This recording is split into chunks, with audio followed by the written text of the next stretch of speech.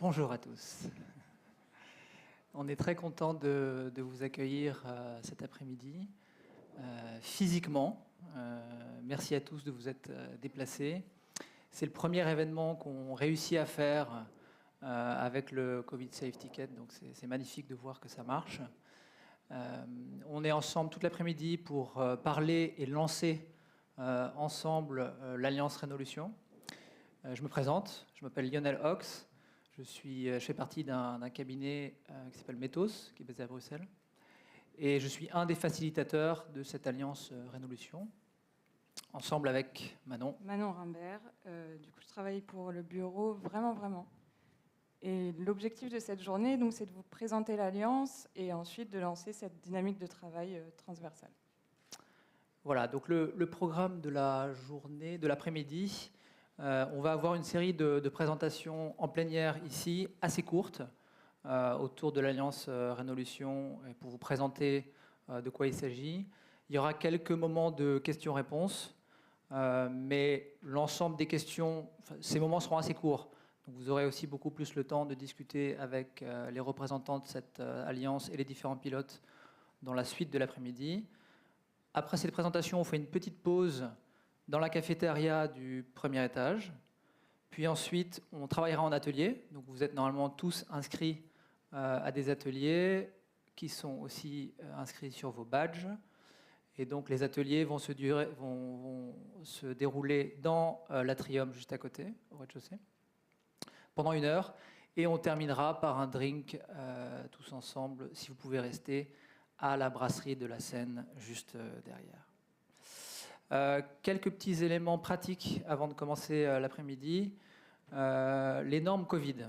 Il n'y en a plus beaucoup, mais il y en a encore. Vous avez tous indiqué votre Covid Safe Ticket. Il faut garder vos masques lorsque vous passez d'un espace à un autre. Donc lorsque vous allez à la cafétéria, puis que vous partez de la cafétéria à l'atrium, il faut mettre votre masque. En dehors de cela, ici, vous pouvez enlever votre masque. Pareil dans la cafétéria, pareil au moment des ateliers. Voilà. Autre élément pratique, l'événement est filmé par défaut. Si certains d'entre vous ne veulent pas être filmés, vous pouvez remplir un document à l'accueil qui indique que vous ne serez pas filmé, vous figurez pas dans le film. Voilà, je vous souhaite une bonne après-midi. On a la chance d'avoir le ministre Marron avec nous. Je vais lui passer la parole pour un mot de bienvenue.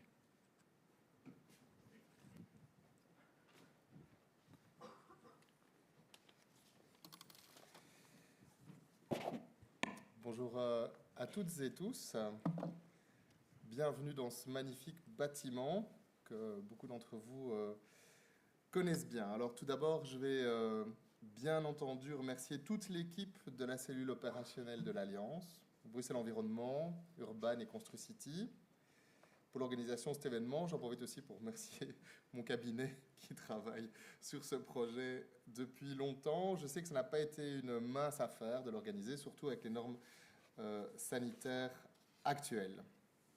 En ik dank jullie ook voor jullie reactie op de oproep, want de renovatie van gebouwen is een grote uitdaging voor ons geweest.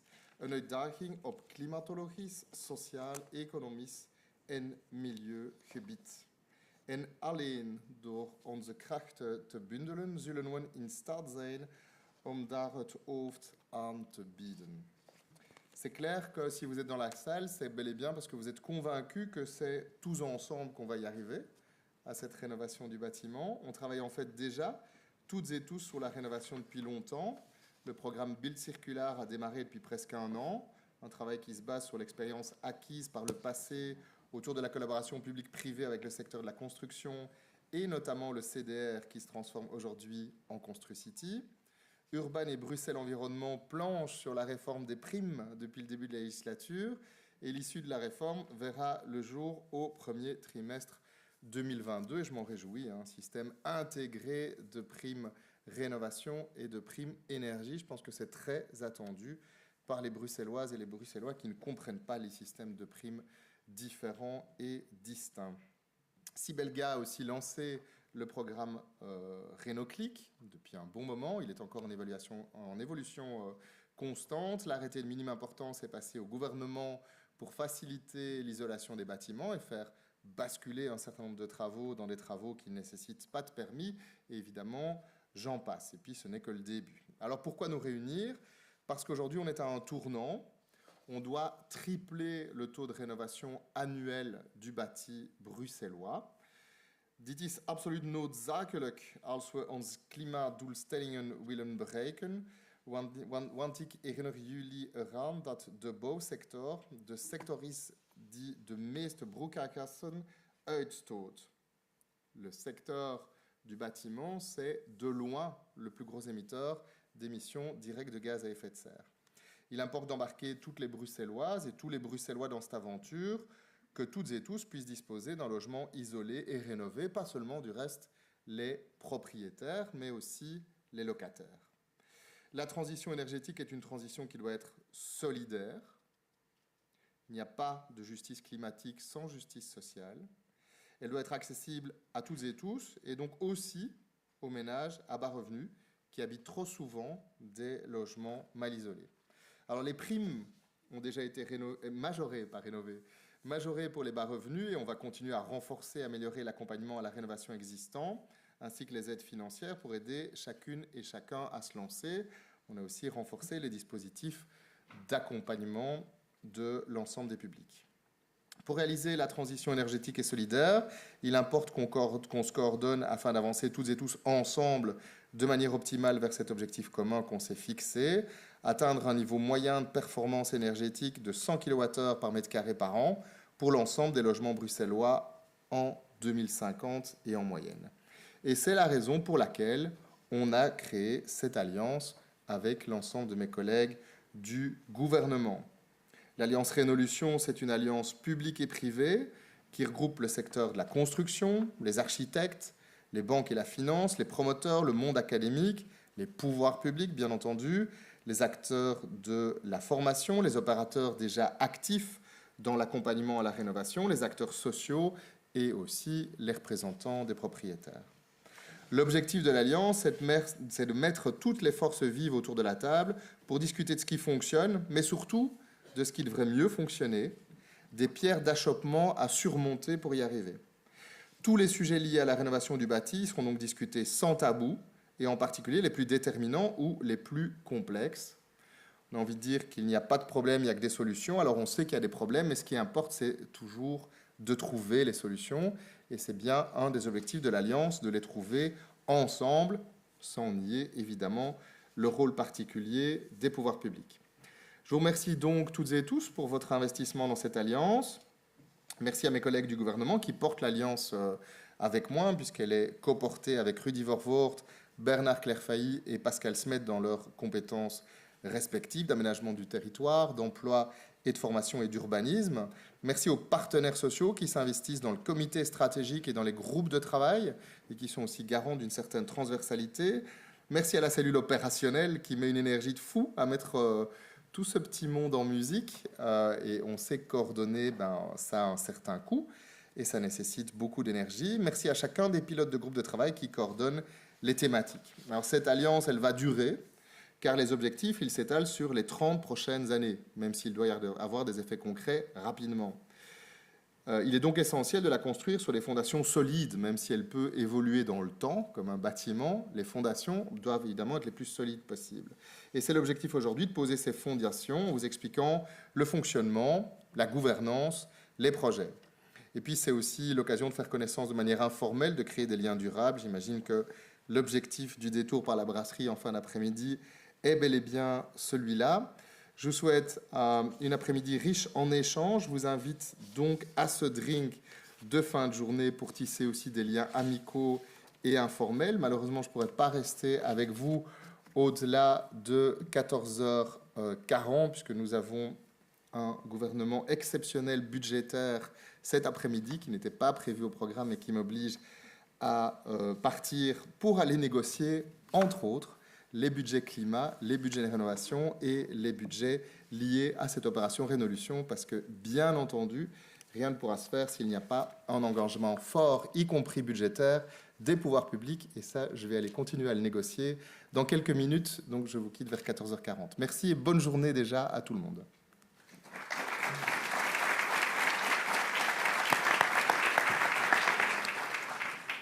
Merci, Monsieur le Ministre. Je vais maintenant passer la parole à la cellule opérationnelle, donc à Isabelle Sobotka, Laurent Schiltz et Wiebe Verhoeven, qui sont les représentants de la cellule opérationnelle et qui vont vous présenter plus en détail le fonctionnement de l'Alliance Rénolution.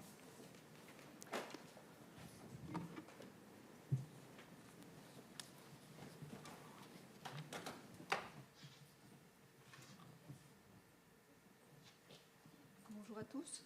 Vous m'entendez? Oui. Voilà, donc Isabelle Sobotka, je travaille à Bruxelles Environnement et je coordonne l'Alliance Rénolution au sein de la cellule opérationnelle. Et je vais laisser les deux autres membres se présenter. Wiebe Verhoeven van Urban in de directie Cultureel Erfgoed. En ik coördineer voor Urban de samenwerking in Rénolution. Moi, je suis Laurent Schiltz de la Confédération Construction bruxelloise, mais je représente aussi aujourd'hui Bert Engelaar, qui est secrétaire général de la FGTB Bruxelles au niveau du secteur de la construction, qui malheureusement n'a pas su être là pour des raisons indépendantes de sa volonté. Et nous sommes mandatés ici via Constructive, qui est le fonds sectoriel qui représente le secteur de la construction. Et nous sommes vraiment très heureux d'être là. Ça démontre quand même, je crois que c'est la première fois qu'on a des acteurs privés qui sont à un tel niveau d'intégration dans la mise en œuvre d'une politique publique aussi importante que la stratégie de rénovation de la région bruxelloise. Et donc voilà, on en remercie évidemment les politiques qui ont pris cette décision.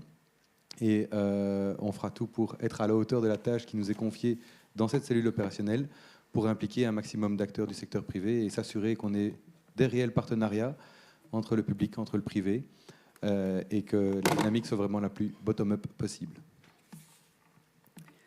Voilà, je reprends la parole. Donc, l'objectif aujourd'hui, c'est de vous présenter l'Alliance. Mais je vais quand même faire une brève remise en contexte. Pourquoi une stratégie rénovation? Eh bien, un des principaux enjeux aujourd'hui, c'est le changement climatique. On connaît les conséquences, des conséquences catastrophiques, environnementales, sociales, économiques. Et donc, les Bruxellois l'ont bien compris. Et régulièrement, ils sortent dans la rue pour demander, notamment au pouvoir public, de prendre les mesures nécessaires pour relever ce défi. Alors, l'Union européenne, elle s'est fixé des objectifs. Un objectif de réduction en 2050 de jusqu'à moins 50% des émissions de gaz à effet de serre et un objectif pour 2030 qui était de moins 40%, mais cet objectif a été relevé à moins 50% des émissions. Alors, pourquoi agir sur le bâtiment? Eh bien, à Bruxelles, le bâtiment, il représente 56% des émissions directes de gaz à effet de serre. Donc, c'est donc le premier émetteur. Et Bruxelles compte 600 000 logements, dont 40% sont anciens, construits avant 1945, et 33% ne sont pas isolés. Donc, avec ces chiffres, on comprend bien l'importance de travailler sur ce secteur et de réduire l'impact de ce secteur sur l'environnement. Alors, cette stratégie Réno, elle a des objectifs. Il y a deux objectifs, un pour le parc résidentiel, un pour le parc tertiaire. Au niveau du résidentiel, l'objectif, c'est d'atteindre une consommation en énergie primaire en moyenne sur tout le territoire, donc sur toute la région, qui équivaut à un niveau C. Et donc, l'idée, ce n'est pas que tous les bâtiments doivent atteindre ce niveau C. Ça dépendra notamment de la typologie du bâtiment, du patrimoine. Donc, il y aura quand même des dérogations en fonction de la typologie. Au niveau du tertiaire, les objectifs fixés dans la stratégie sont beaucoup plus ambitieux et ils tendent vers un parc neutre en énergie. Et dans le cadre de l'exemplarité des pouvoirs publics, eh bien, ces derniers vont être amenés à agir plus vite et à rénover leur bâti pour 2040. J'en viens maintenant à l'Alliance. Alors, l'Alliance, c'est un cadre. Un cadre, c'est une dynamique. Et c'est un cadre qui va nous permettre d'organiser les 34 actions de la stratégie rénovation. Et donc, ces actions, elles vont évidemment répondre à différents enjeux, comme la simplification administrative, l'accompagnement, le financement, la fiscalité, l'économie circulaire, le patrimoine ou encore des enjeux liés à la qualification des corps de métier. Et donc en 2 ans, eh bien, il y a un bon nombre d'actions qui ont déjà démarré. Et je vais en prendre aussi quelques exemples. Le projet du guichet unique, ce qu'on appelle le One Stop Shop, qui est développé avec HomeGrade. Et ce guichet, il est destiné à accompagner les particuliers dans leur parcours, tout au long de leur parcours de rénovation. Autre projet, Monsieur le ministre en a parlé aussi, le Rénoclic, qui lui accompagne les pouvoirs publics dans leur parcours de rénovation. Ou, dernier exemple que je prends, mais c'est le travail qui a commencé sur la fiscalité pour favoriser, soutenir les rénovations énergétiques. Alors, atteindre un tel objectif, arriver à rénover le parc et réduire de manière assez forte les consommations, eh bien, c'est clairement un défi qui est grand, qui est même gigantesque, et on a besoin pour ça de nombreuses compétences. Donc, Bruxelles Environnement, seul, ne peut pas porter cette mise en place de stratégie parce que ça touche à énormément d'autres compétences. Et donc, 4 ministres, le cabinet Marron, Vervoort, Smet et Claire Failly, ainsi que les 2 administrations, Bruxelles Environnement et Urban, vont porter cette stratégie, cette mise en œuvre de stratégie. Et donc, on s'est alliés à la fois au sein du comité stratégique aux partenaires sociaux et au sein de la cellule opérationnelle au secteur de la construction. Alors l'Alliance, c'est un lieu de dialogue, un lieu de collaboration, donc qui réunit à la fois les acteurs publics et les acteurs privés, qui évidemment sont concernés par la rénovation du bâti bruxellois. Et donc l'idée, c'est de regrouper toutes ces forces vives. Donc on a les accompagnateurs, les administrations, le secteur associatif. On a aussi les professionnels comme les banques, les entreprises, les architectes. Et tous ensemble, on va développer des solutions efficaces pour soutenir, accompagner les propriétaires, les copropriétaires publics, privés dans leurs obligations de rénover leurs biens. Alors concrètement, comment l'Alliance va s'organiser? Donc je vous disais, il y a 34 actions qui définissent la stratégie Réno, et ces 34 actions vont prendre place au sein de 7 ateliers thématiques. L'atelier logistique, l'atelier formation et emploi, urbanisme et patrimoine, accompagnement, financement et aide économique, réglementation et rénovation urbaine. Donc c'est au sein de ces ateliers-là que les différents acteurs de l'Alliance vont travailler ensemble. Et ils vont, c'est cet atelier, être en plus soutenus par ce qu'on appelle des actions transversales, comme par exemple le développement d'une communication commune, la mise en place d'un comité technique, l'appel à projet Rénolab qui va vous être présenté juste après, et aussi la poursuite du développement de l'économie circulaire dans le secteur de la construction qui a débuté dans le cadre du PREC il y a déjà maintenant 4-5 ans. Alors, chaque atelier a un pilote identifié. L'atelier accompagnement va être piloté par Bruxelles Environnement ainsi que l'atelier réglementation. L'atelier rénovation urbaine va être piloté par Urban, financement aide économique par Bruxelles Environnement, l'urbanisme et le patrimoine par Urban. La logistique va être pilotée par et à travers, on va dire, une autre stratégie qui est la stratégie de transition économique. Et l'atelier emploi-formation va être piloté par le pôle emploi-formation Construcity. Et donc, toute cette dynamique, elle va être coordonnée par... Pardon, excusez-moi, je vais trop vite. Toute cette dynamique va être coordonnée par la cellule opérationnelle, dont je suis membre ici, et vous avez les autres membres autour de la table. Et on va avoir le comité stratégique et le comité de pilotage qui vont s'assurer du bon avancement de la stratégie. Alors je vais continuer dans le concret. Maintenant, je vais rentrer dans comment vont se passer les différents ateliers. Et donc, il va y avoir au sein des ateliers thématiques 3 types de rencontres possibles, 3 moments d'échange, de travail collaboratif. Premier moment, c'est les groupes de travail. Alors, ces groupes de travail, ce sont des équipes qui vont travailler ensemble au développement d'un projet ou d'une partie de projet. Donc, si c'est un groupe de travail, on est sur le développement de projet. Donc, ça va être des réunions qui vont être quand même régulières, relativement fréquentes. Et ce sera plutôt en petits comités. Ce sont ceux qui mettent en place et qui développent l'action, qui travailleront au sein de ces groupes de travail. Et j'ai pris un exemple depuis à peu près 1 an, un peu moins d'1 an maintenant. Dans le cadre de la réforme des primes, il y a eu, c'est une fiche action de la stratégie Réno, il y a eu un groupe de travail qui s'est mis en place, qui est le GT Prime, dans lequel travaillent Bruxelles Environnement et Urban. Et s'en est suivi la mise en place d'un second groupe de travail, qui est le groupe de travail préfinancement, et le Fonds du logement a rejoint Bruxelles Environnement et Urban pour aussi développer ensemble ce projet. Deuxième moment qui peut prendre place au sein d'un atelier, c'est l'atelier à réaction. Et donc, dans le cadre des ateliers à réaction, on ne se trouve plus dans le développement d'un projet, mais on se trouve plutôt dans de la consultation.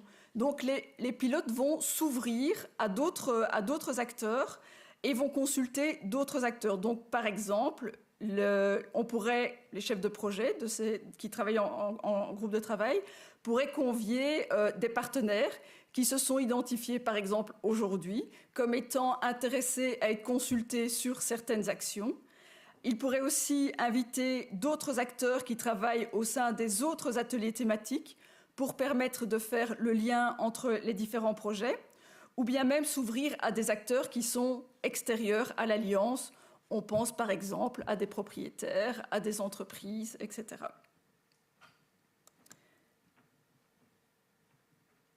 Exemple de cet atelier à réaction. On travaille actuellement sur le système d'obligation. Donc, comment arriver à cet objectif? Quel va être le parcours du propriétaire pour arriver à atteindre l'objectif qui lui est demandé pour son bien? Eh bien, le travail qui est fait de réflexion sur le système d'obligation, eh bien, il va être soumis à consultation prochainement dans l'atelier réglementation. Et donc, ça va permettre à l'équipe qui développe la réglementation de confronter leurs propositions aux réalités des propriétaires, aux réalités du secteur de la construction, aux réalités, par exemple, du patrimoine aussi. Troisième moment de rencontre, c'est l'atelier. Et là, c'est tous les acteurs de la thématique qui sont réunis. Donc, on va retrouver évidemment le pilote de l'atelier thématique, qui est à l'initiative de cet atelier, les chefs de projet qui travaillent au sein de cette thématique, leurs collaborants, les partenaires. Et l'idée, à ce moment-là, c'est vraiment l'occasion vu que tous les acteurs de la thématique sont présents, c'est de s'aligner sur une vision commune et de faire aussi le point sur l'état d'avancement des différents projets ou aussi de partager de l'information. Une étude serait finalisée, on peut partager lors de ces moments communs, on peut partager les résultats d'une étude. Alors ceci, ça reprend en fait donc l'atelier avec les différents moments que je vous ai expliqués. Donc on a des groupes de travail, donc en petits comités sont les chefs de projet qui travaillent avec peut-être l'un ou l'autre collaborateur. Et ces groupes de travail peuvent être amenés ou pas à créer des ateliers à réaction. Et quelques fois par an, le pilote organisera un atelier thématique pour vraiment rassembler tout le monde autour du travail qui est déjà effectué. Et donc aujourd'hui, eh bien, c'est dans cette dynamique qu'on souhaite impliquer les acteurs, donc vous ici présents aujourd'hui. Je termine par on va dire une ligne du temps sur ce qui est déjà fait et ce qui va se faire par la suite. Et donc, en octobre 2020, on a commencé la définition de l'Alliance et de sa gouvernance. On a abouti en mars 2021 avec l'adoption au gouvernement de la gouvernance de l'Alliance. Une fois la gouvernance adoptée, eh bien, on a mis en place les instances, donc la cellule opérationnelle, le comité stratégique, le réseau des pilotes. Donc ce sont toutes ces instances maintenant, depuis le mois d'avril, travaillent de manière régulière. Les pilotes ont défini la feuille de route de leurs ateliers. Ces feuilles de route, elles ont été évidemment d'abord validées et c'est ces feuilles de route qui vont vous être présentées dans l'atrium autour des tables de discussion. Et donc pour la suite, eh bien, je vous ai montré cette slide avec toutes ces étoiles sur tous les projets qui sont en cours de développement. Donc évidemment, on va continuer le développement de ces différents projets. On a le travail au sein des ateliers thématiques qui démarrent aujourd'hui et qui vont prendre place dans les mois à venir. On a le Renolab qui va vous être présenté, qui va aussi démarrer avec le Renolab ID qui va accueillir des premiers projets en cette fin d'année. La campagne de communication grand public qui va être lancée début 2022.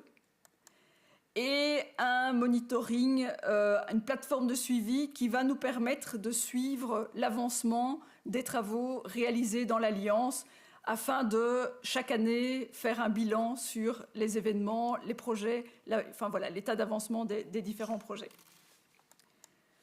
Voilà, je m'arrête ici pour la présentation de l'Alliance.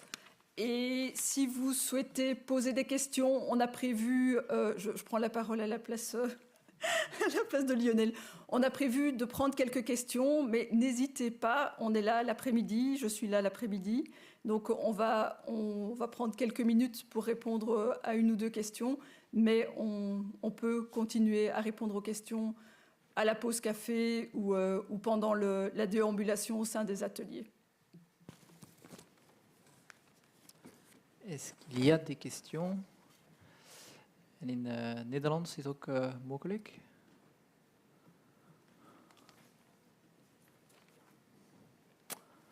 Ah. Ja. Faut que tu prennes un micro.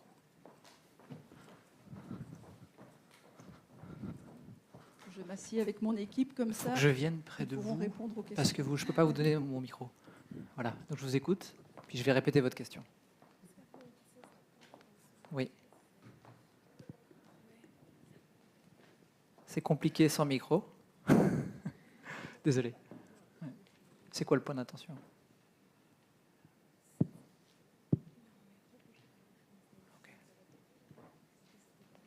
Ok. Tout à l'heure, à la pause. D'autres questions? Oui, il y a un micro ici, mais on ne peut pas le donner. Donc on répète vos questions, mais n'hésitez pas, hein, on répète bien. Oui, là-bas, oui.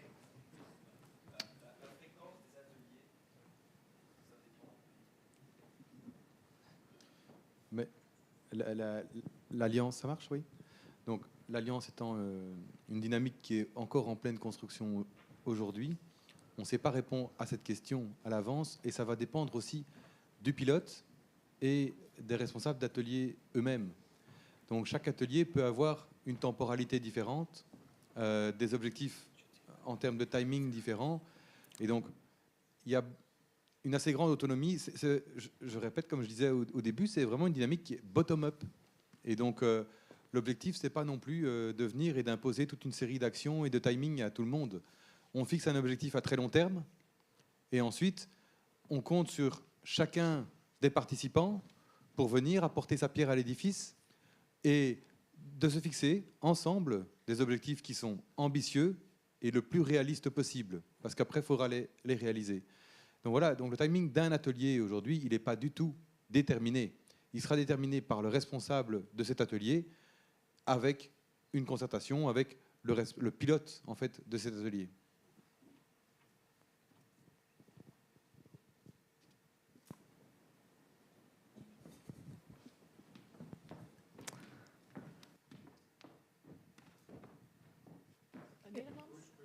Nederlands of Frans? J'avais une question sur la transversalité de ces différents ateliers. Il me semble essentiel de parvenir à communiquer également entre les groupes de travail, puisque le côté réglementaire va souvent être interrogé par les autres aspects. Ce que vous montriez, c'est souvent des cellules. Est-ce qu'il y a prévu des rencontres entre les cellules? C'est notre rôle à la cellule opérationnelle. Donc c'est vrai que ce que je vous ai montré, c'est plutôt les ateliers qui ont un pilotage. Et donc cette transversalité va se faire quand il y aura des consultations, je vous le disais. Hein, donc il y a des acteurs d'autres ateliers qui peuvent être consultés. Voilà, donc cette transversalité se met en place à ce niveau-là. Et c'est clair que c'est à la cellule opérationnelle de créer cette transversalité entre les ateliers. Donc il y aura probablement des ateliers qui seront transversaux, qui seront organisés pour gérer cette transversalité.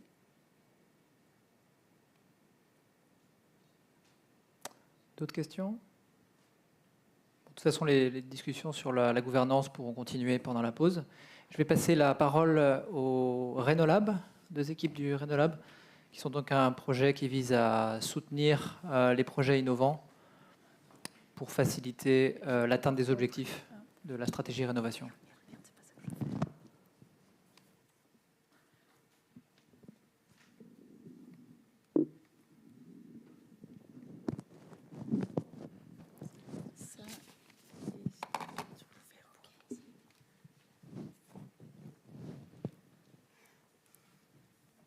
Bonjour, je m'appelle Camille de Smet, je travaille dans le département Innovation et Référence Bâtiments Durables à Bruxelles Environnement. Et je vais laisser juste Céline se présenter et puis reprendre la parole. Donc voilà, je travaille aussi à Bruxelles Environnement et je m'occupe du Renolab ID. Donc voilà, ici on va faire une courte présentation pour vous présenter ce qu'est l'appel à projet Renolab. Voilà, donc le Renolab, il est né initialement dans la rédaction de la stratégie Réno. La volonté était de regrouper tous ensemble tous les projets d'expérimentation de la stratégie Réno et d'intégrer les thématiques d'économie circulaire et de durabilité dans la rénovation. Donc on a souhaité créer une sorte de laboratoire de la rénovation. Et donc c'est aussi un projet qui est financé par le plan de relance et de résilience et donc par l'Union européenne. Donc, de cette volonté de regrouper tous les projets d'expérimentation dans le Renolab sont nés deux volets en fait, un volet Renolab ID qui va plutôt regrouper les porteurs de projets, d'idées, de solutions innovantes qui veulent tester et expérimenter pour lever les freins à la rénovation durable et circulaire du bâti bruxellois. Et un Renolab B qui est vraiment destiné aux porteurs de projets qui ont un bâtiment en particulier à rénover. Et donc, le Renolab B est voué à les aider techniquement et financièrement à rénover ces bâtiments. Donc, je vais laisser la parole à Céline pour Renolab ID. Voilà. Alors, si on veut augmenter le taux de rénovation à Bruxelles, eh bien, on peut aussi agir en fait, sur les obstacles ou les freins qu'on rencontre, soit en amont ou au cours en fait, des processus de rénovation. Et c'est donc dans ce contexte que s'inscrit le Renolab ID qui a pour but de faciliter l'accès à la rénovation, à la rendre beaucoup plus abordable pour un plus grand nombre de Bruxellois.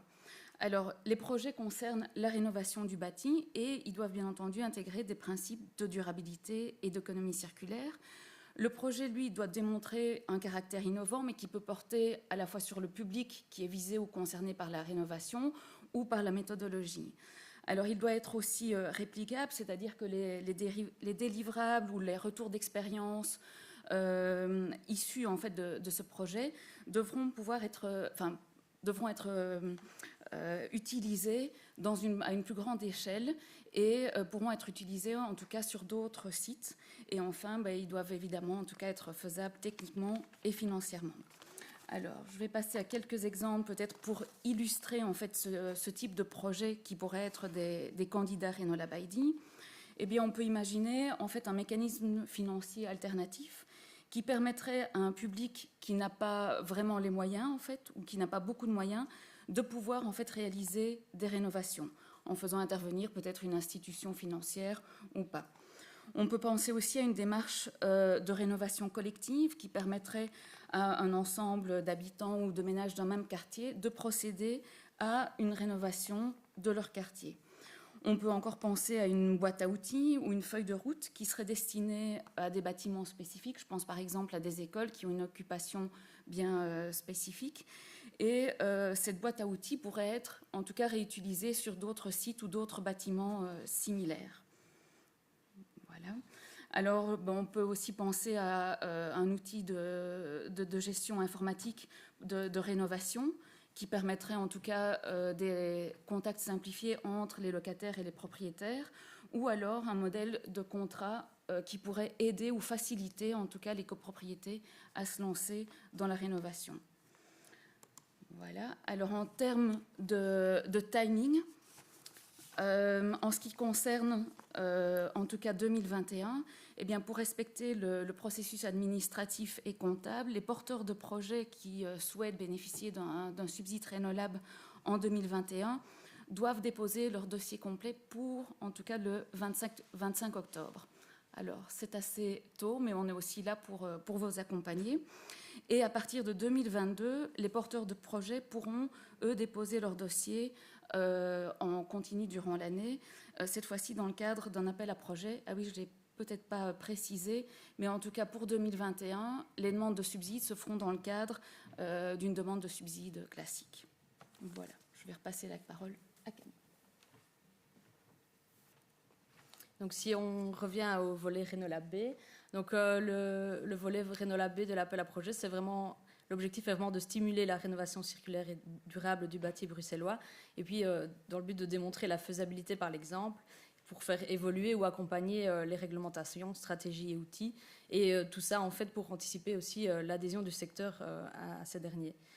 Pour ça, la région va déployer des soutiens financiers, des accompagnements techniques, la promotion des projets, accompagner les porteurs de projets à tester les outils de conception circulaire et durable, et avec vraiment pour but final un partage à grande échelle du retour d'expérience et de la mise en réseau des acteurs. Et notamment, ici, je peux faire le lien avec le fait que le Renolab est un atelier transversal de l'Alliance Rénolution, notamment aussi via le dispositif de l'Alliance qui est mis en place. Les thématiques que doivent aborder les porteurs de projets qui veulent rénover, qui veulent participer au Renolab B parce qu'ils ont un bâtiment à rénover, ont été inspirées du GRO, le référentiel de facilitaire bedrijf, qui est en cours de devenir un référentiel 3 régions. Les thématiques ont également intégré le volet bicirculaire, le volet chantier de bicirculaire, puisque les entrepreneurs sont maintenant intégrés au Renolab B. Et l'équipe du Baumeister a participé également à la rédaction. Et donc, on a regroupé les thématiques sous 9 catégories, 9 groupes, avec pour objectif final de diminuer évidemment l'impact sur l'environnement et sur la santé de la rénovation et de garder à l'œil bien l'approche transversale des enjeux de l'économie circulaire qui percole à travers toutes les thématiques. Niveau organisation, le Renolab B sera un appel à projet qui sera ouvert toute l'année. Toute l'année sera à disposition une guidance qui d'ailleurs est un passage obligé avant de déposer une candidature.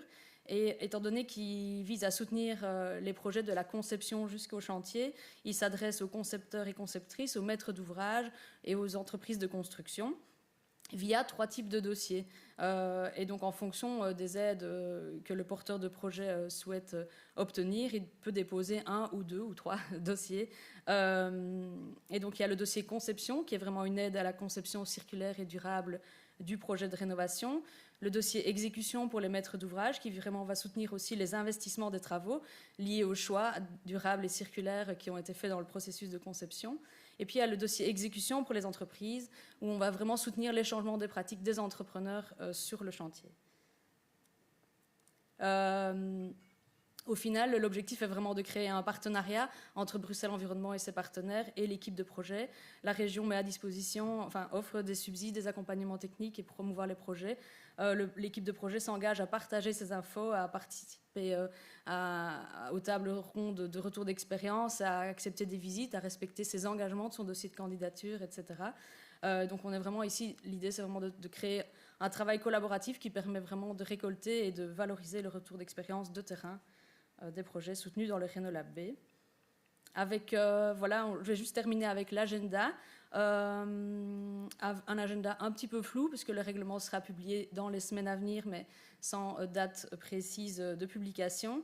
Et donc, on espère qu'on pourra avoir une première deadline de réception des candidatures fin de cette année, avec un premier comité de sélection début 2022, sachant que l'appel à projet étant un appel à projet continu toute l'année, il y aura 3 comités de sélection par an.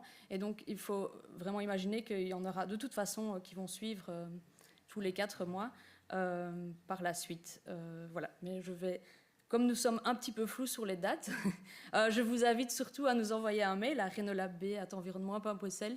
Et si vous nous envoyez un mail, on vous contactera dès que le règlement sera publié et que la guidance sera disponible pour vous aider à faire vos dossiers. Voilà. Merci. Merci beaucoup. Est-ce qu'il y a des questions sur le Renolab? Vous pouvez porter votre voix, ça va aller, sans micro? Oui.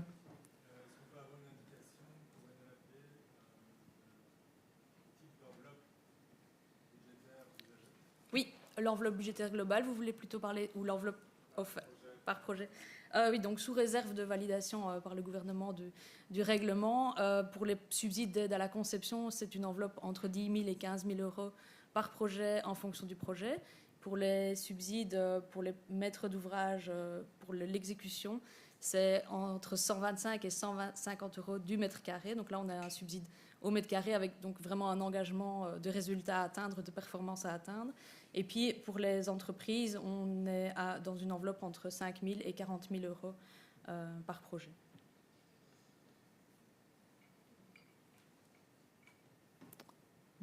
D'autres questions? Oui. Oui, monsieur.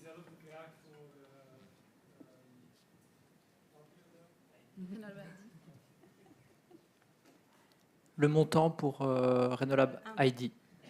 Excusez-moi. Le montant. Le montant des subsides. Le montant global, ça je vais peut-être laisser. En tout cas, pour 2021, il y a 1,5 million. Et puis pour les années suivantes, ça sera 3 millions. Mais ça, c'est le budget global pour l'ensemble de tous les projets pour 2022 et les années suivantes. Donc il n'y a pas de plafond et de plancher actuellement pour l'année 2021 avec une subvention classique. Peut-être que dans l'édition 2022, quand il y aura plus un processus via règlement, etc., il y aura des indications peut-être plus précises à ce niveau-là.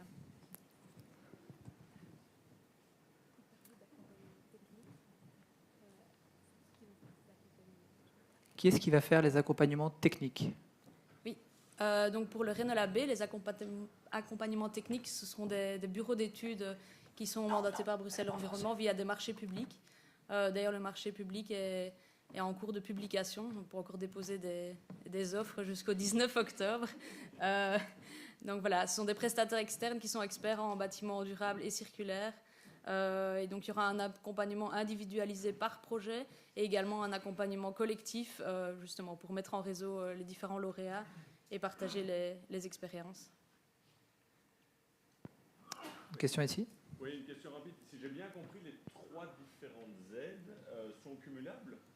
Oui, en fait, donc elle s'adresse,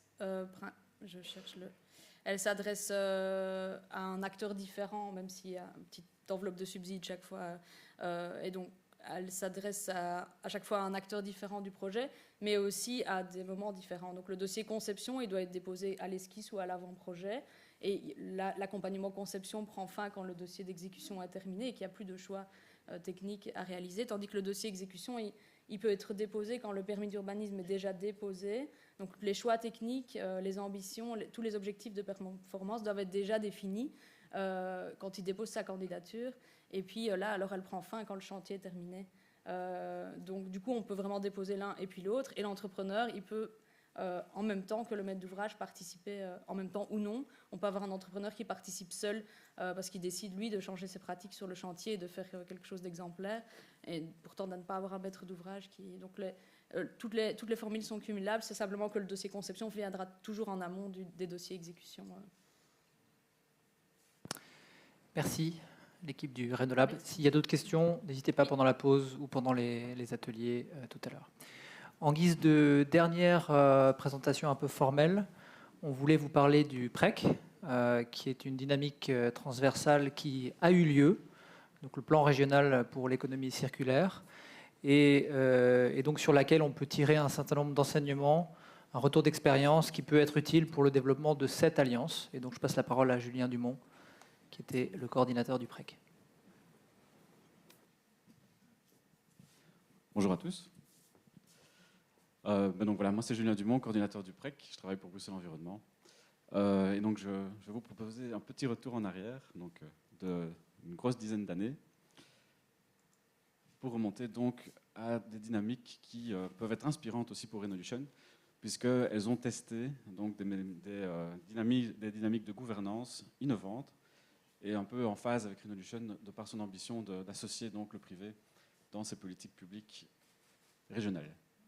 Donc voilà, l'Alliance pour l'environnement, elle a été adoptée en 2010 par le gouvernement bruxellois, et plus particulièrement son axe construction durable. Elle a duré 4 ans.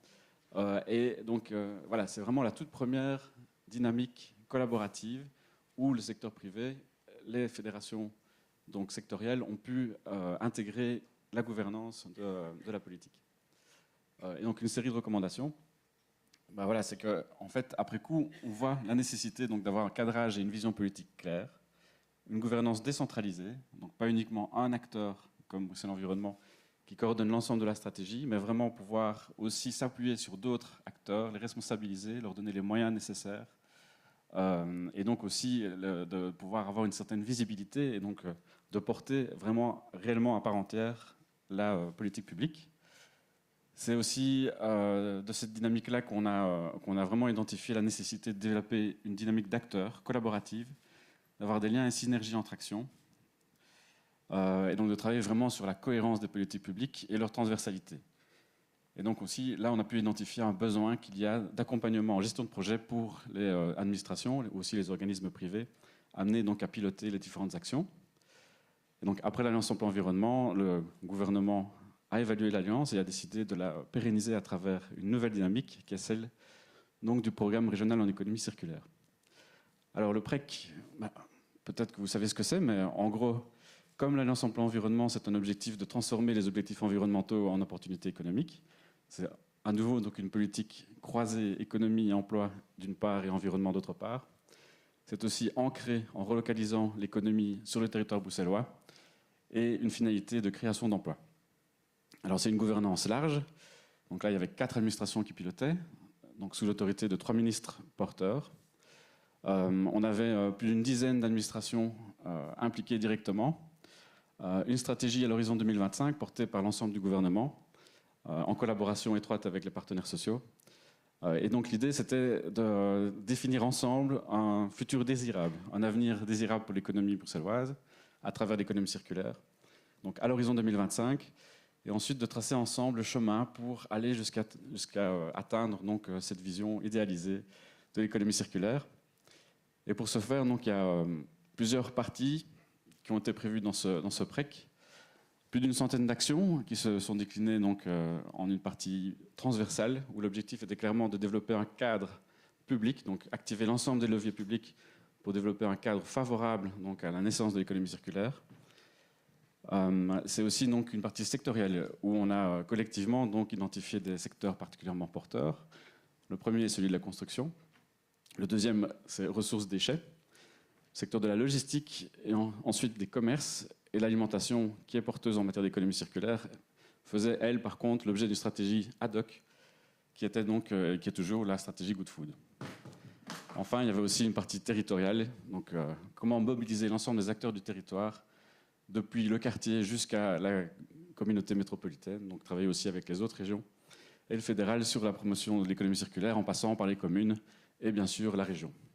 Et enfin, il y avait donc une partie gouvernance qui était, voilà, je pense, innovante et importante aussi quand on veut mobiliser autant d'acteurs derrière un projet.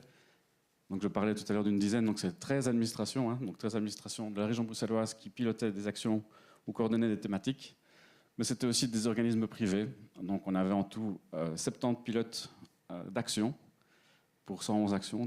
Donc, mais en soi, acteurs qui collaboraient aussi à la dynamique et à la mise en œuvre des actions, c'était plus d'une centaine d'organismes collaborants.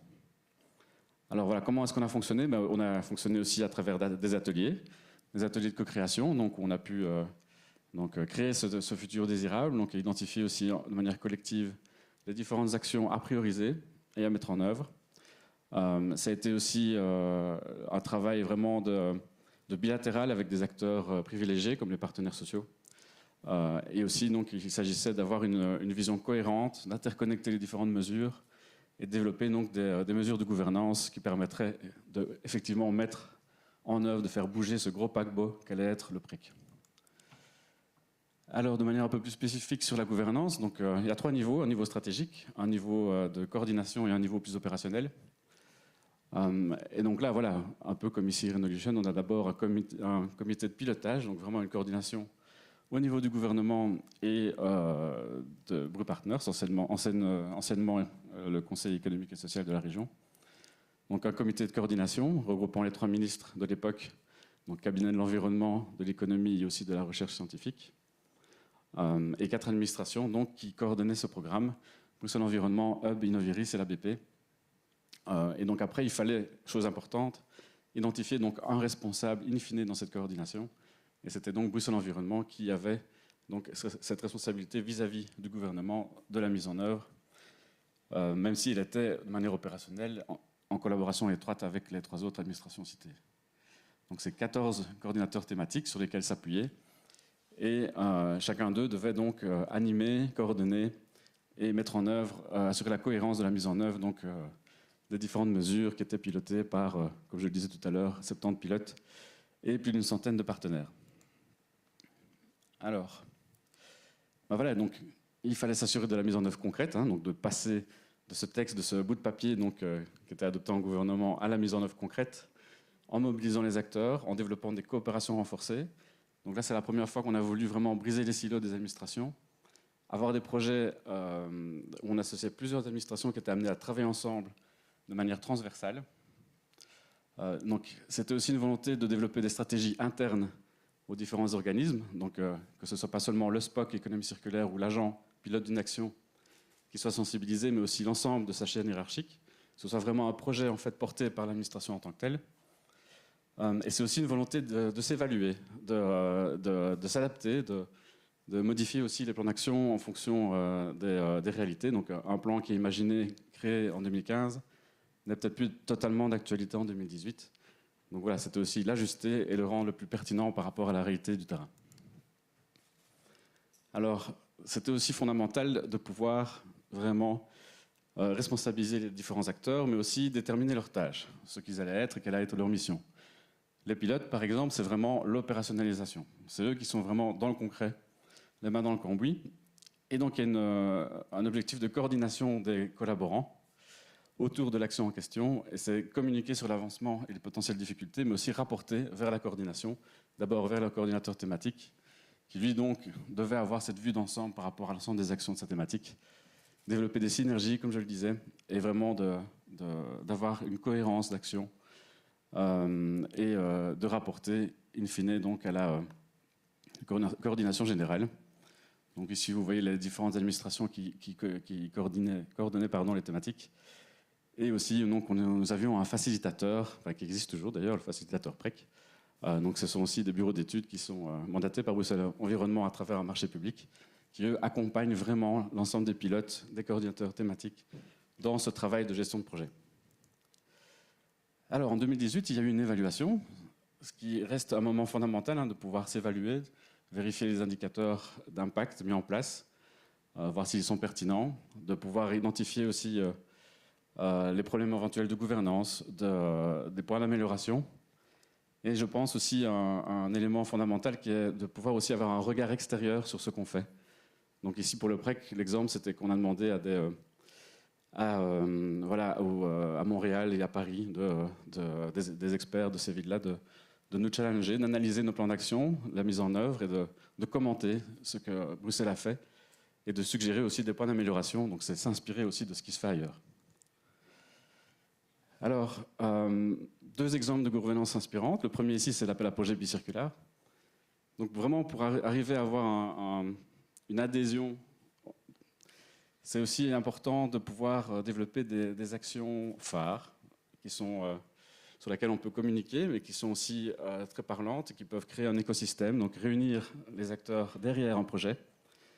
Et ici, donc, l'exemple, c'était cet appel à projet bicirculaire, donc, qui est coordonné par 3 administrations, et qui a pu financer 160 projets jusqu'à 2020. Donc il existe encore, il y a encore une édition cette année, mais les résultats ne sont pas encore venus. Donc voilà, c'est 446 dossiers aussi remis pour donc 160 lauréats, 10 millions de budget d'argent public. Un facteur aussi d'1 pour 8, c'est l'effet de levier. Donc pour 1 euro d'argent public investi, donc c'est 8 euros investis par le privé. Et donc c'est plus de 500 emplois créés.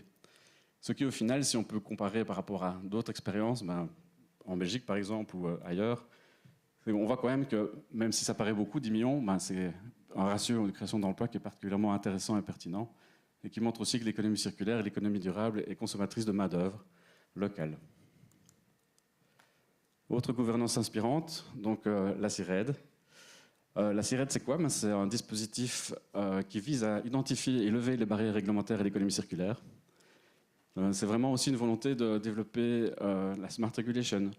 Pas dans un sens de dérégulation, bien sûr, mais plutôt de comment, en fait, designer une réglementation en fonction de la réalité aussi des entreprises, du terrain, des acteurs, ce qu'ils rencontrent, et essayer de l'adapter aussi en fonction, tout en gardant ce socle de protection de l'environnement qui est garanti par la Constitution, d'ailleurs, et par le principe de standstill. Et donc, concrètement, le mécanisme, c'était une présidence, c'est toujours, parce que la CIRED existe toujours, elle va d'ailleurs même être élargie. Donc c'est un dispositif présidé par les partenaires sociaux.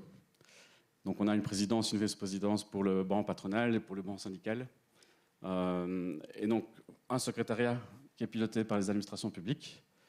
Et ensuite donc une méthode de travail basée sur la co-construction, des ateliers, des propositions qui sont aussi réalisé sur base du consensus. Donc l'idée, c'est vraiment d'atteindre un consensus pour toutes les parties associées, et avec toujours un souci de transparence. Donc à tout moment, donc, être transparent, travailler à livre ouvert, ce qui permet vraiment de provoquer de l'adhésion, aussi de la confiance. Alors, un petit retour en bref pour tous les résultats du PREC. Donc c'est près d'une centaine de collaborations, c'est plus de 568 accompagnements, c'est plus de 3000 personnes donc, sensibilisées, c'est 17 millions pour 267 organisations soutenues financièrement.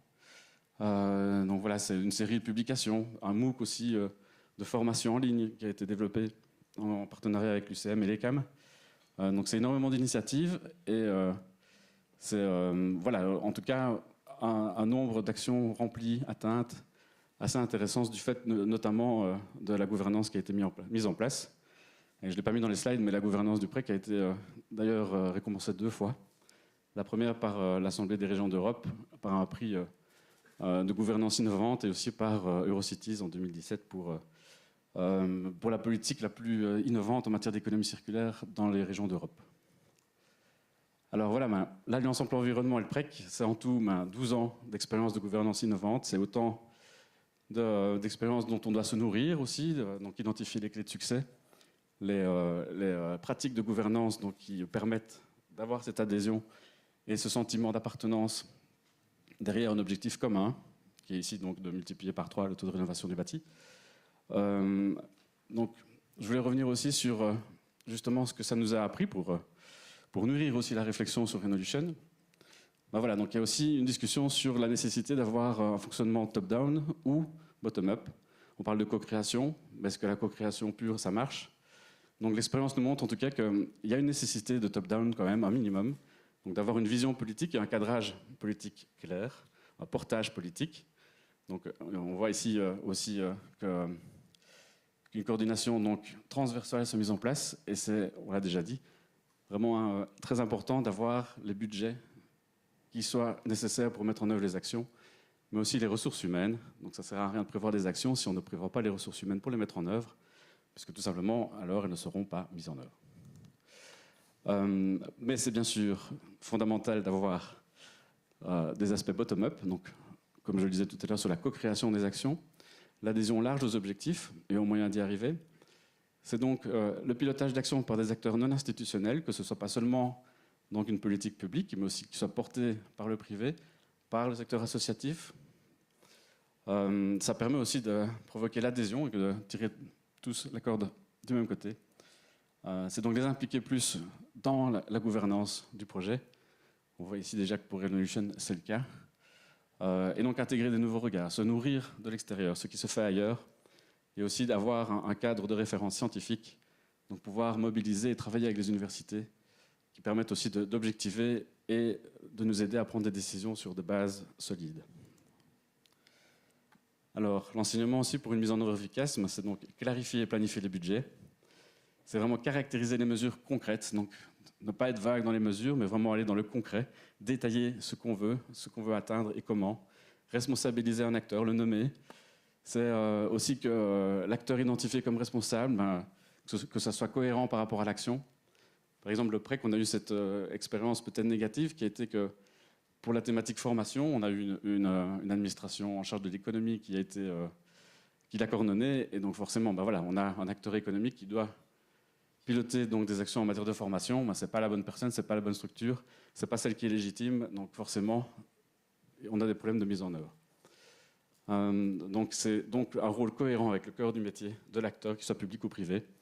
Ce sont des évaluations et des indicateurs. En matière de gestion des risques, donc on a pu voir aussi qu'à travers le PLEREC, si on n'implique pas les acteurs depuis le début, voilà, donc on a des difficultés de mise en œuvre. Comme je le disais donc à l'instant, que le rôle assigné soit cohérent, prévoir des budgets, et donc aussi s'assurer que la direction, que la chaîne hiérarchique adhère aussi donc, au projet, et mettre les personnes donc, dans un cadre de travail propice à la mise en œuvre des différentes actions. C'est donc un écosystème vivant. Donc on a commencé le travail ici avec un événement annuel. Il y en aura un deuxième. Je pense que c'est quelque chose d'assez important de pouvoir se réunir régulièrement autour de moments de partage et d'évaluation des projets. Donc c'est impliquer les acteurs privés, développer des projets concrets, avoir des réseaux de coordinateurs de thématiques, mais aussi de pilotes. C'est aussi donc avoir ce sentiment d'importance et des moments informels qui permettent vraiment de créer des liens et donc d'avoir ce sentiment tous de tendre vers le même objectif.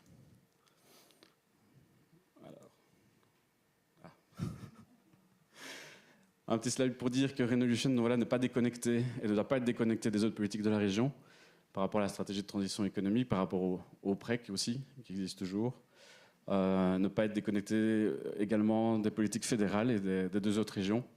Donc voilà, c'est vraiment assurer la cohérence aussi entre ces différents plans et programmes, la complémentarité, donc éviter de trop se réunir avec les mêmes personnes sur les mêmes sujets, mais dans des dynamiques différentes, donc être efficace. Et donc voilà, quelques petites conclusions. Rapidement, donc, c'est la vision, vision collective et construire le chemin ensemble. C'est vraiment susciter l'adhésion au maximum. C'est responsabiliser les partenaires, les pilotes, avoir une gouvernance partagée, décentralisée. Donc ça, c'est vraiment fondamental. Et puisque, en paraphrasant la phrase bien connue, donc seul on va plus vite, ensemble on va plus loin. Mais c'est particulièrement vrai en fait lorsqu'on doit mener à bien ces projets. Donc c'est la question des indicateurs. Donc c'est équiper les pilotes, c'est fondamental, par le budget, le RH, et aussi être en cohérence avec le corps de métier. Et donc impliquer les acteurs non institutionnels. Voilà, je le répète, mais c'est important. Et donc voilà, ce sentiment d'appartenance est caractérisé de la manière la plus précise possible les différentes actions. C'est un peu l'ensemble des clés de succès qui ont pu être identifiées dans les deux dynamiques innovantes de gouvernance que sont l'Alliance Emploi-Environnement et le programme régional en économie circulaire. Je vous remercie.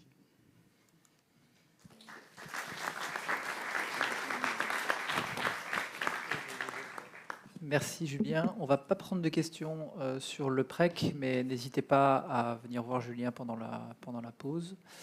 Avant la pause, on vous propose un petit pas de côté. On a eu des présentations là, qui étaient très sérieuses. Et maintenant, on vous propose quelque chose de différent, qui est de se projeter dans un Bruxelles dystopique. On est en 2045. L'Alliance n'a pas eu lieu. L'Alliance pour laquelle vous êtes conviés et qu'on va construire ensemble n'a pas eu lieu. Donc c'est un peu la catastrophe. Qu'est-ce qui se passe? Suspense.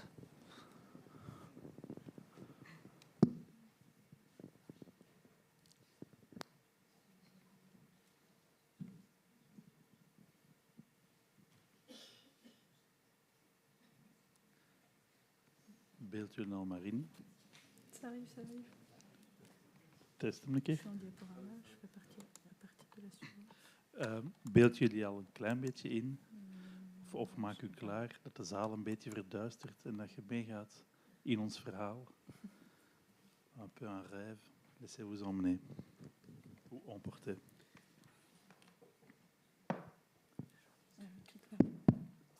Hallo.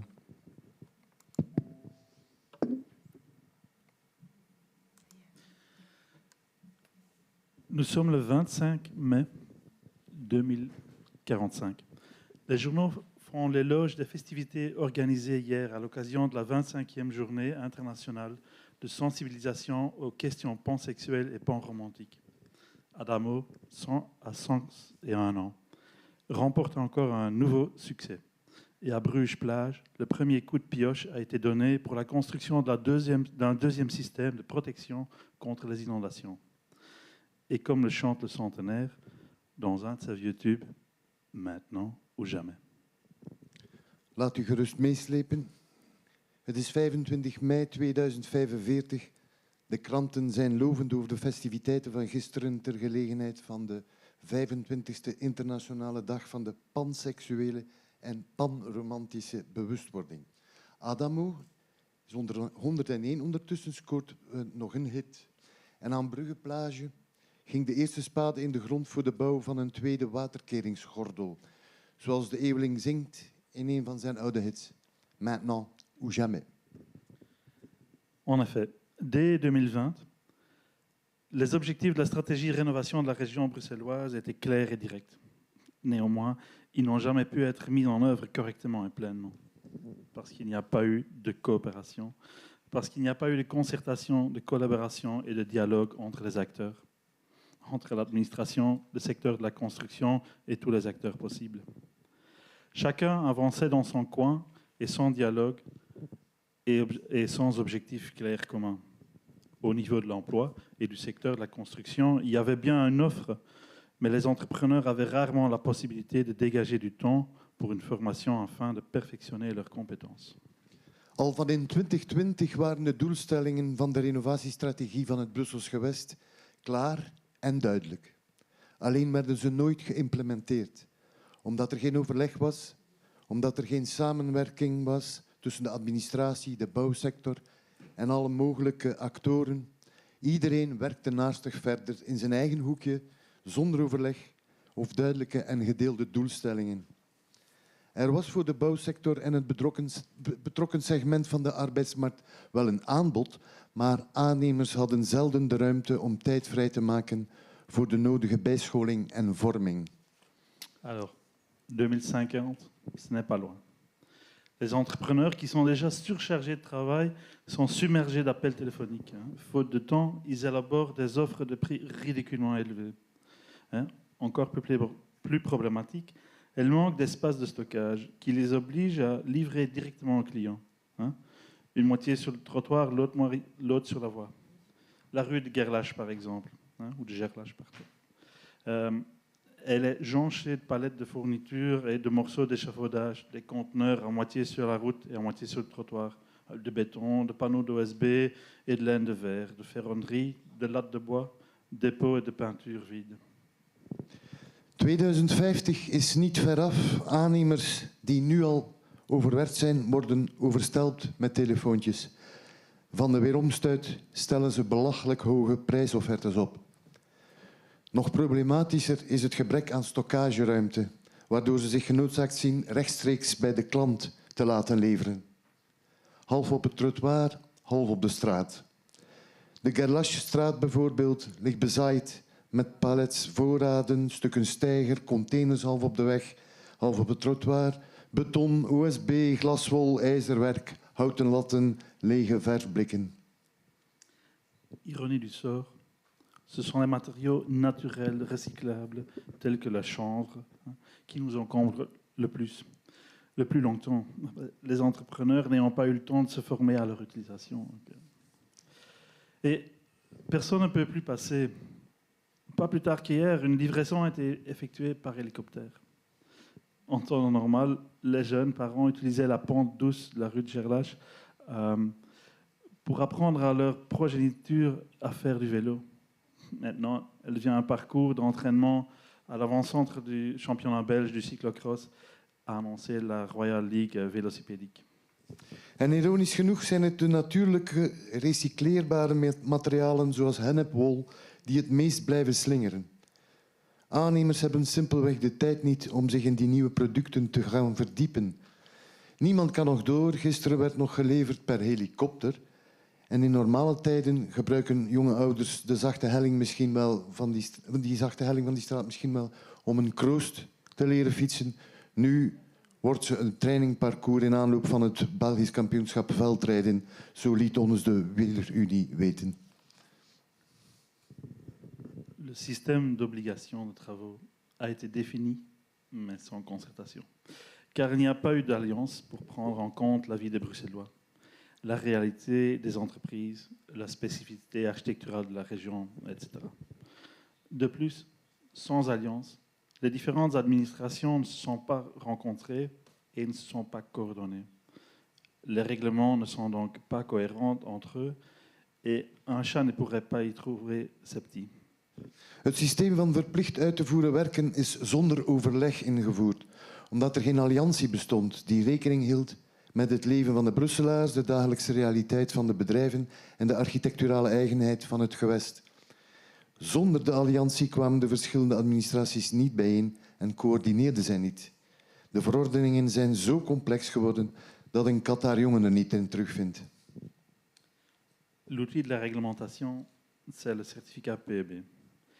Certaines personnes refusent aux certificateurs l'accès aux maisons. Sans cesse confondus avec les inspecteurs des impôts, plusieurs cas d'agression ont été signalés. Il a été décidé d'envoyer des agents de sécurité avec eux.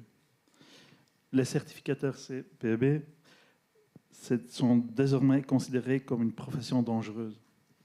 Des rumeurs circulent selon lesquelles un Front pour la libération de la rénovation, le FLR, aurait vu le jour. Il compterait même dans ses rangs certains architectes de renom, bien décidés à ne pas se rabaisser à suivre une quelconque formation supplémentaire. Het instrument voor de regulering is het energieprestatie- en binnenklimaatcertificaat. Maar sommige eigenaren ontzeggen de certificeerders de toegang tot hun woning. Er zijn meerdere gevallen van agressie gemeld, omdat zij voortdurend met belastinginspecteurs worden verward. En dus werd besloten om veiligheidsagenten met hen mee te sturen. EPB-certificeerder wordt nu beschouwd als een gevaarlijk beroep. Er gaan overigens geruchten dat een front voor de bevrijding van de renovatie is gevormd, het FBR. Naar verluidt zijn er enkele bekende architecten bij betrokken die vastbesloten zijn zich niet te laten afschrikken door een aanvullende opleiding.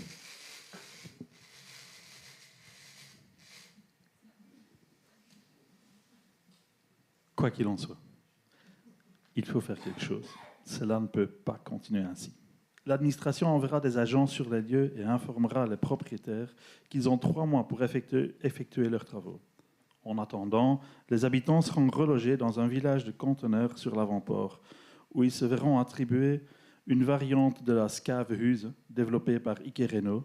Il s'agit des conteneurs robustes, pratiques et faciles à entretenir. Ce système a déjà fait ses preuves au Danemark. In ieder geval moet er iets gebeuren. Het kan zo niet verder. De administratie zal ambtenaren naar de eigenaars sturen om hen mee te delen dat zij 3 maanden de tijd hebben om de renovatiewerken te voltooien. In de tussentijd worden de bewoners geherhuisvest in een containerdorp aan de Voorhaven en krijgen ze daar een door IK Reno ontwikkelde varianten op de Skyvehuizen toegewezen. Dat zijn robuuste, praktische en makkelijk te onderhouden containers. Dat systeem heeft trouwens in Denemarken al ruimschoots zijn deugdelijkheid bewezen. Hormis quelques travaux marginaux d'architectes d'avant 2030, les rues seront joliment uniformisées. Cela s'explique par le fait que les entreprises de rénovation isolent les façades de leurs bâtiments par l'extérieur. Dans les avenues de Bruxelles, il y a déjà des grands blocs juxtaposés d'une belle uniformité. Il faut le dire, les travaux avancent de manière satisfaisante. Au grand plaisir de Visit Brussels, d'ailleurs, car les murs en plâtre texturisés effet gaufré, ça évoque quelque chose. On n'a jamais trop d'attractions touristiques. Les crêpes de Bruxelles, crêpies de Bruxelles, elles valent bien d'être reconnues à leur tour dans le pays et à l'étranger. Autre point bénéfique, le patrimoine peut aussi ainsi répondre aux exigences de performance énergétique. La pénible Bruxelles éclectique, avec ses façades tralala grandiloquentes et trop riches, appartiendra heureusement bientôt au passé. Bon débarras. Afgezien van wat marginaal werk van architecten van voor 2030 zullen de straten mooi uniform zijn. Dat komt omdat de renovatiebedrijven de gevels van hun gebouwen aan de buitenkant isoleren. In de Brusselse lanen staan nu al grote, mooie, egale bouwblokken naast elkaar en, het moet gezegd, de werkzaamheden schieten goed op. Tot grote tevredenheid van Visit Brussels, want toeristische trekpleisters hebben we nooit te veel. De Brusselse crépie moet een begrip worden in binnen- en buitenland.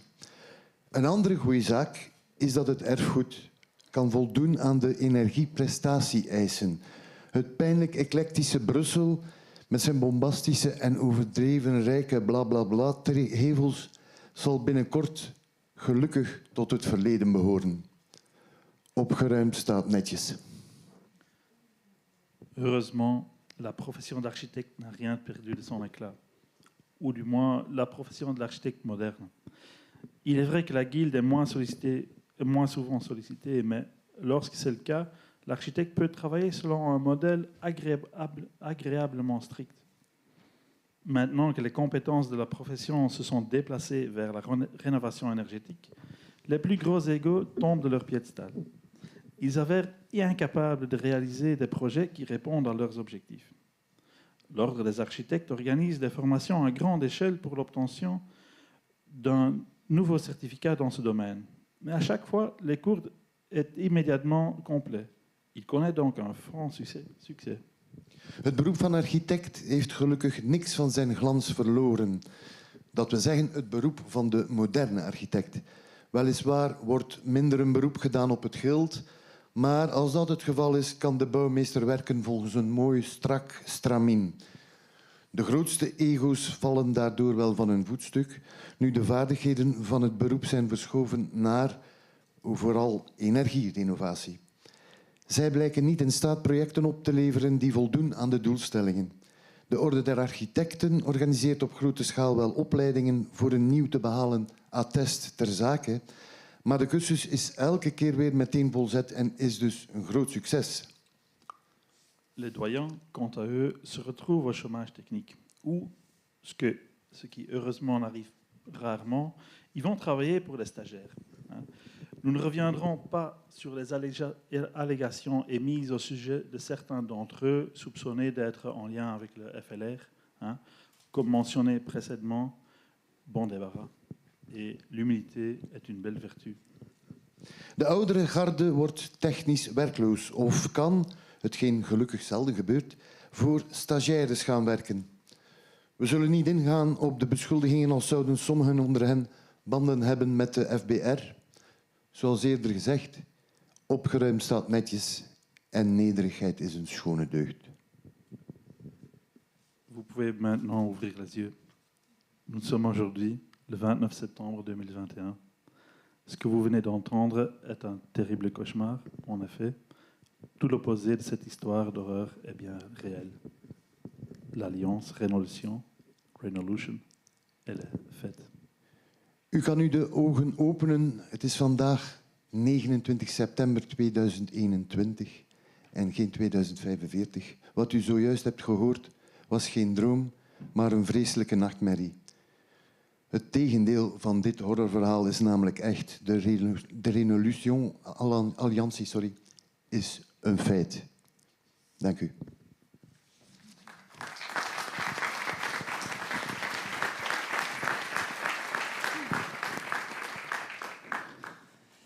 Merci pour cette histoire.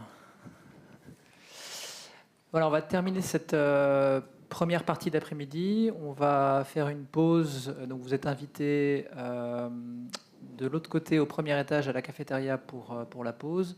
Mais avant de partir, on va vous expliquer un peu comment vont se dérouler les ateliers dans l'atrium, qui sont donc des moments importants, puisque comme on vous l'a présenté, c'est le début des collaborations. On souhaite que vous puissiez commencer à rencontrer les pilotes, travailler avec eux, échanger, et ainsi débuter cette alliance et la lancer ensemble.